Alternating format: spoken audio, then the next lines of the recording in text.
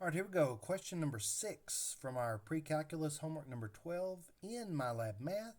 We have an application problem. It says a baseball player throws a baseball with an initial speed, that would be the initial velocity, of 130 feet per second and at an angle of 18 degrees to the horizon. The ball leaves his hand at a height of 5 feet. The first thing they want us to find is the parametric equations that describe the position of the ball as a function of time. So the first thing you're going to need to know is the formulas that represent parametric equations that describe the path of a projectile. So this is what we have. We have a baseball player, and the baseball is the projectile that he launches from a height h. So h is the height of the ball when it leaves his hand.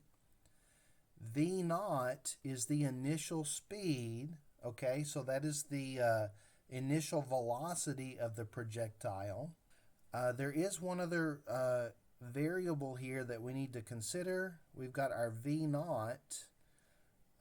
Theta is our angle, and it said that it was launched at an angle of 18 degrees, so that would be our theta.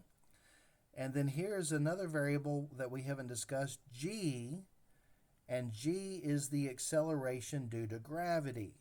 So if you're talking about meters, like if your distances are measured in meters, then that's going to be 9.8 meters per second squared.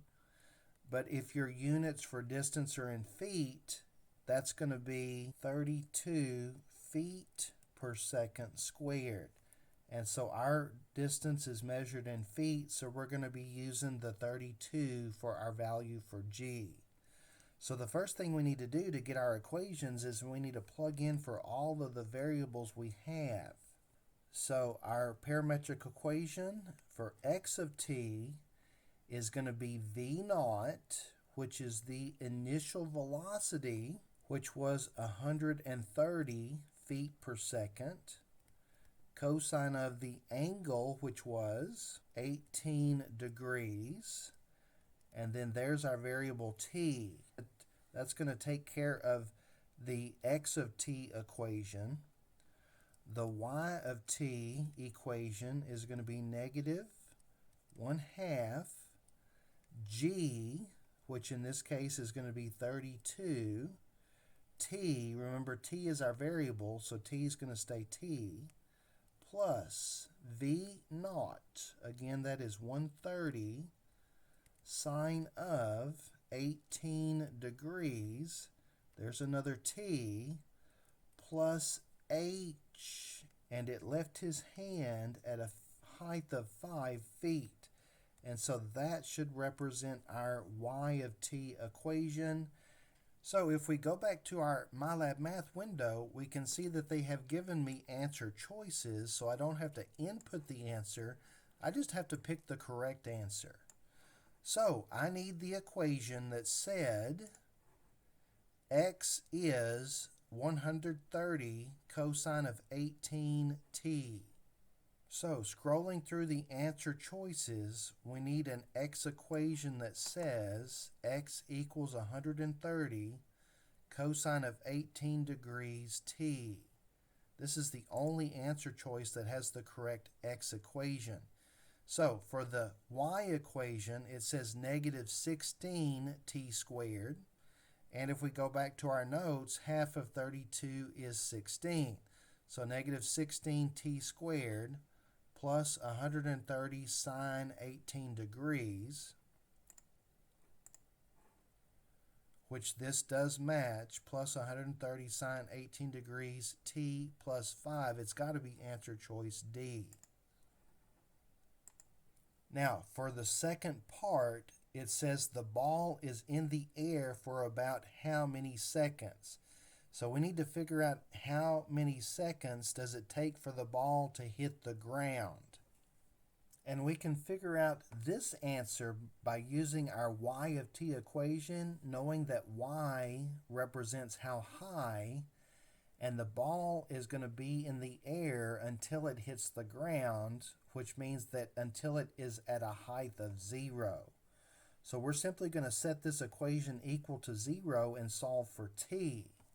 So recopying this equation, we see that this is quadratic and our a value is negative, so we need to go through and switch all the signs, making that positive, negative, and negative. And then that's going to give us our values for a, b. B is actually all of this right here, the coefficient of t. C is our constant.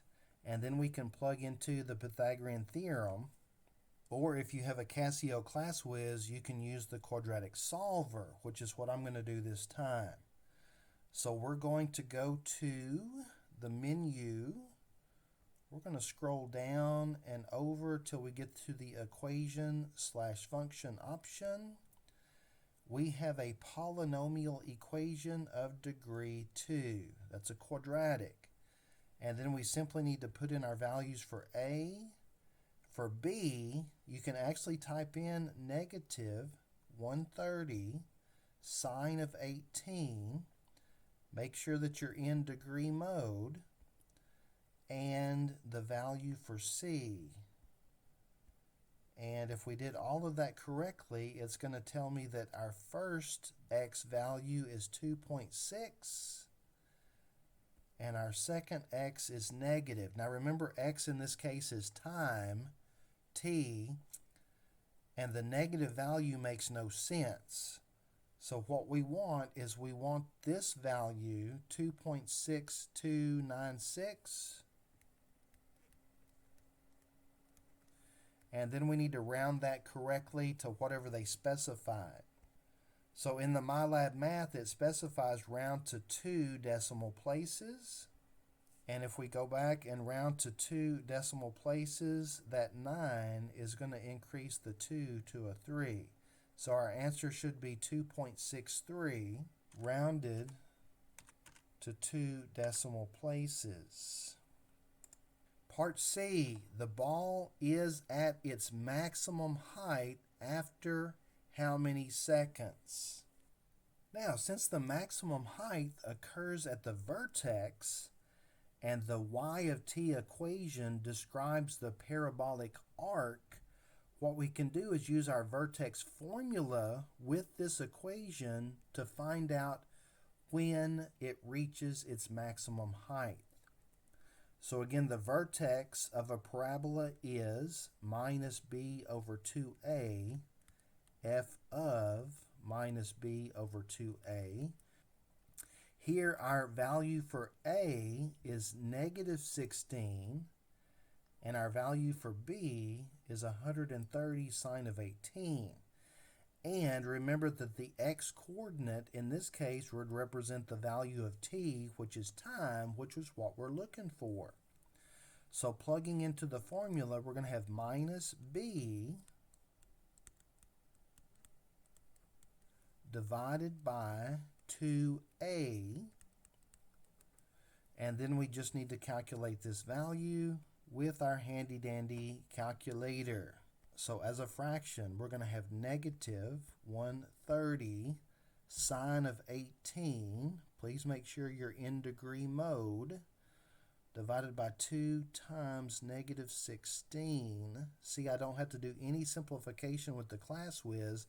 I can just input it the way it looks, and that's going to give me 1.255, and that's going to be seconds, and I do need to make sure I round that correctly. So in MyLab math, it says round to 2 decimal places, so that means that this 5 is going to increase this guy to a 6, giving us 1.26 seconds rounded to 2 decimal places. 1.26 checks out. Next, they want the maximum height of the ball. So if this is our time at which the ball reaches its maximum height, then the maximum height will be whatever this equation works out to be if I plug in this value for t. So we're simply going to substitute into our y of t equation, and that'll give us the maximum height of the ball. And so here I have plugged in and replaced every t with 1.26 negative 16 times 1.26 squared plus 130 sine of 18. Please make sure you're in degree mode, and that needs to be multiplied by 1.26 plus 5. Survey says 30.215. 30.215, and then we need to make sure we round that correctly. So notice it says in the MyLab math to type an integer or decimal rounded to 2 decimal places. So we need to round this to 2 decimal places, giving us 30.22, and the units would be feet. And now checking to see if we're right. 30.22 feet. Part D, the ball traveled a total horizontal distance of about how many feet? So from our parametric equations, we know that the x of t equation represents horizontal position, and this would indicate how far the ball had traveled if I know when it hits the ground. And I believe we have already calculated the time it takes to hit the ground. So all we need to do is plug in for t and then solve for x. All right, so we're going to plug in for t 2.63 seconds because that was the value that we calculated that the ball is in the air.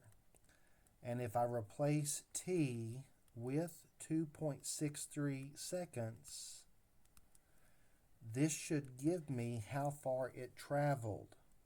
Using our handy dandy calculator, we've got 130 cosine of 18 times 2.63 seconds, giving us a total horizontal distance of about 325 feet.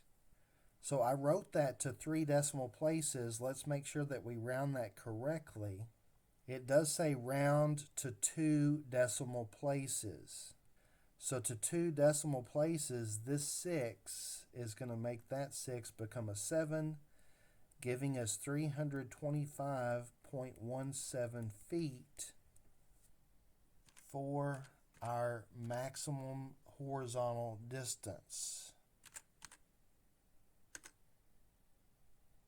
And finally, they want me to choose the correct graph that represents the path of the ball. So answer choice A is the only one that starts with the ball elevated and actually goes and hits the ground. Notice that answer choice B also starts with the ball elevated, but it doesn't go to the ground. Answer choice C starts with the ball at the ground, which it should start at 5 feet. So this has got to be answer choice A. And that's going to do it for this particular problem. So if you have any questions or comments about anything covered in this video, please feel free to leave those in the comment section below, or you can text me. And thanks for watching.